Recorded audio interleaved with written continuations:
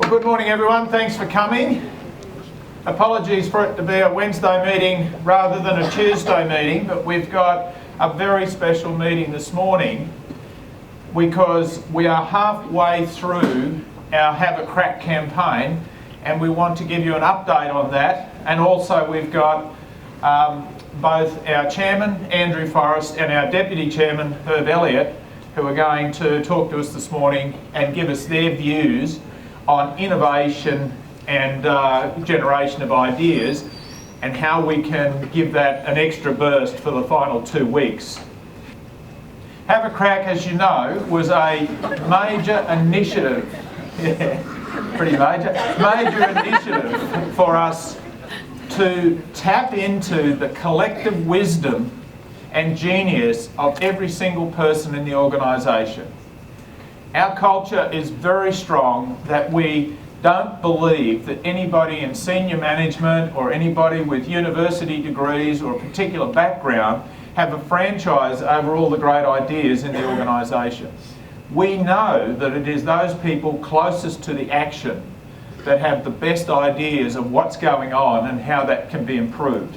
So Have a Crack is all about tapping into the collective genius of every single person in the organisation.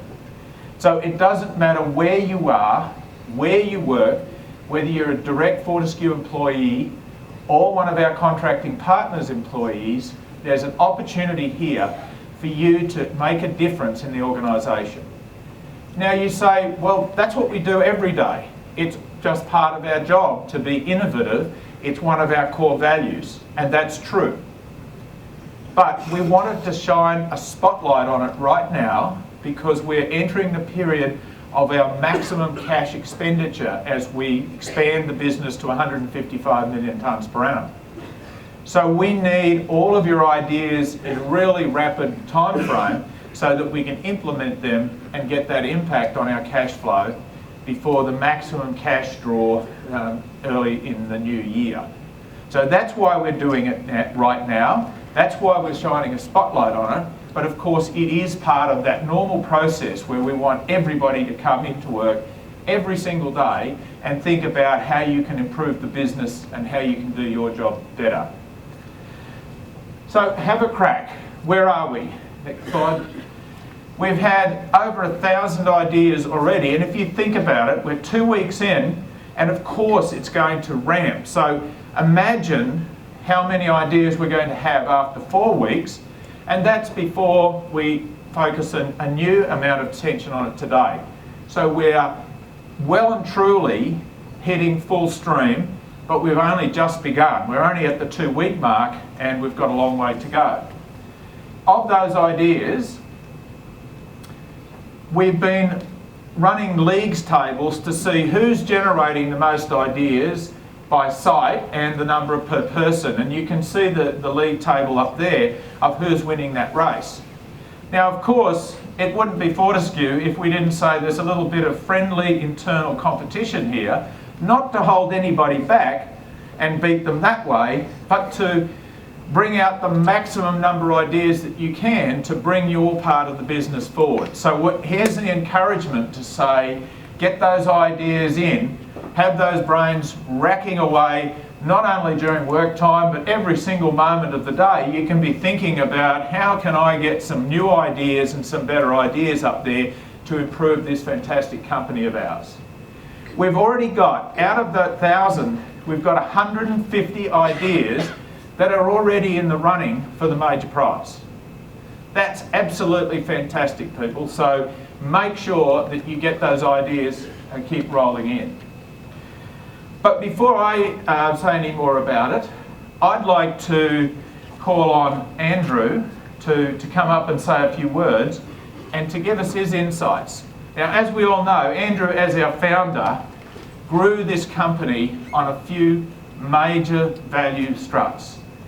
One of those, of course, was generating ideas, being innovative, don't follow what everybody else in the industry's done, find a way to do it better, find a way of using your brain, not your checkbook, to get those improvements. So ladies and gentlemen, Andrew Forrest.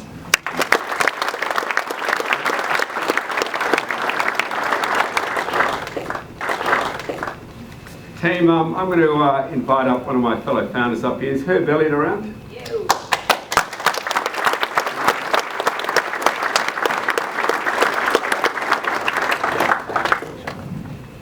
Herb's country. How are you, mate?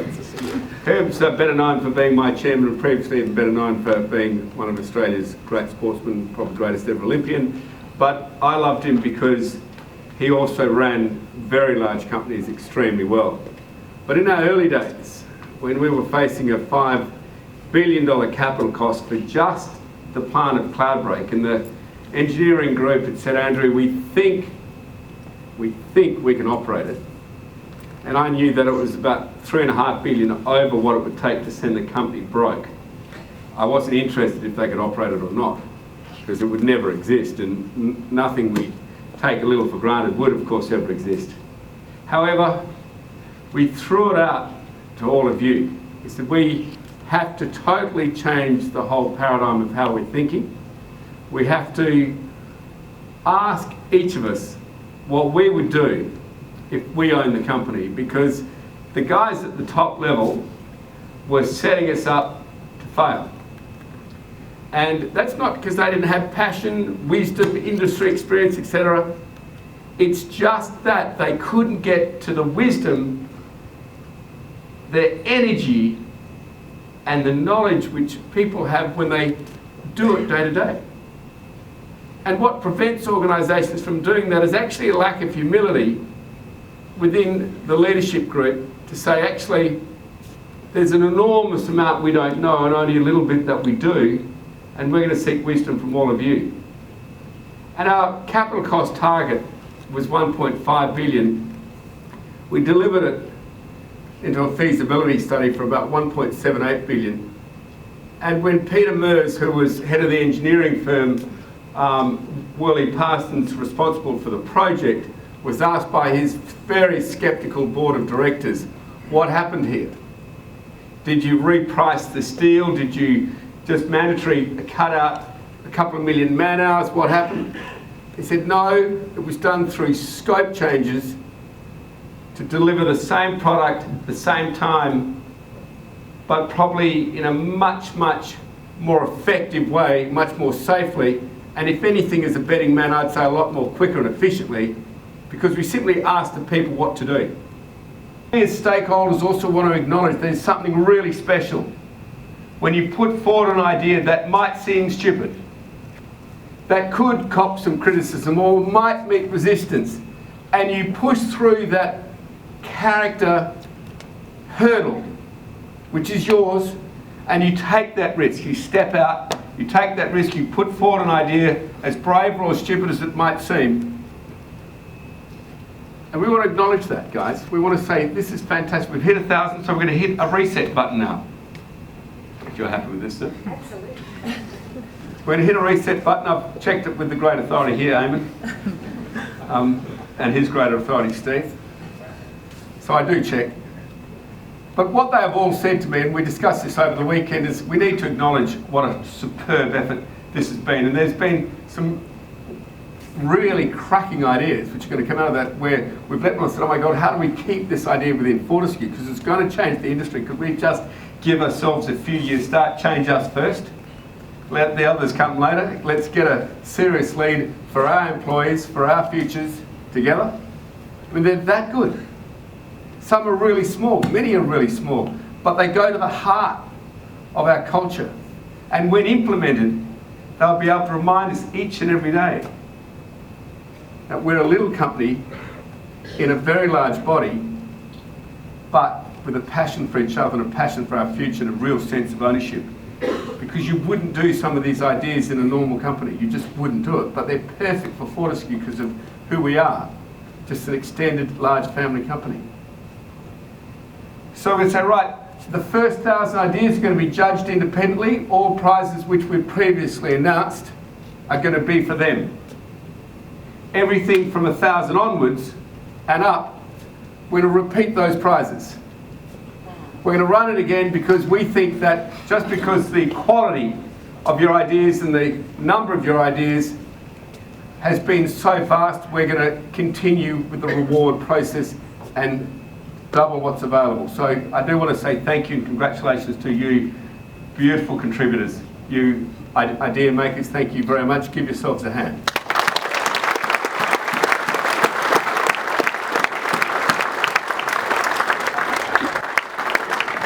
Thank you very much, Andrew, and hi everybody. It's terrific to see you all, and I've got to say I'm really proud to have one of these dog tags around my neck to show that I'm an FMG person like the rest of you.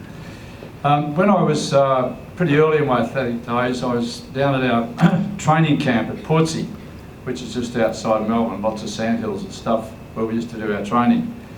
And I had this old white-haired, wizened old coach. His name was Percy Serity, and one day we went down there every weekend. And one day I was walking past, he was staring in at the chicken pen. I thought, I wonder what the hell he's like, looking for eggs or something or other. Anyway, afterwards he walked away and I said, what are you looking in the chicken pen for? He said, I was just watching the rooster chase the hens. And he said he noticed that the roosters ran with this particularly stiff-legged action. And the next morning at training, he said, now why don't you all run like roosters? Which we were really thrilled about, of course. And that idea was a complete bloody disaster. It didn't work at all. So he was, this guy actually turned out to be one of the great coaches of the world. And he was coming up with ideas. He actually was creating an environment of innovation, even though his idea was stupid. But it was worth a try. It just didn't work. So I guess I'm just supporting what Andrew has said.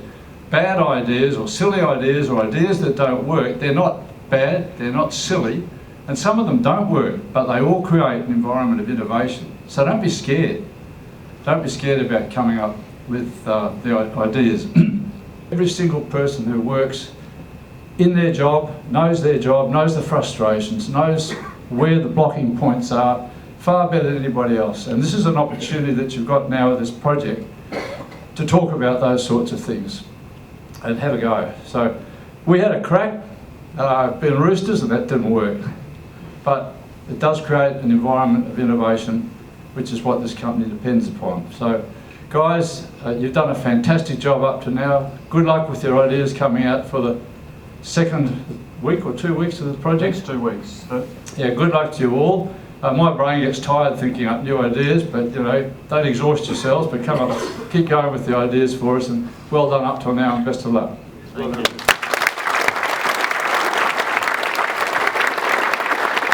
Thanks very much, Herb, and thanks very much, Andrew.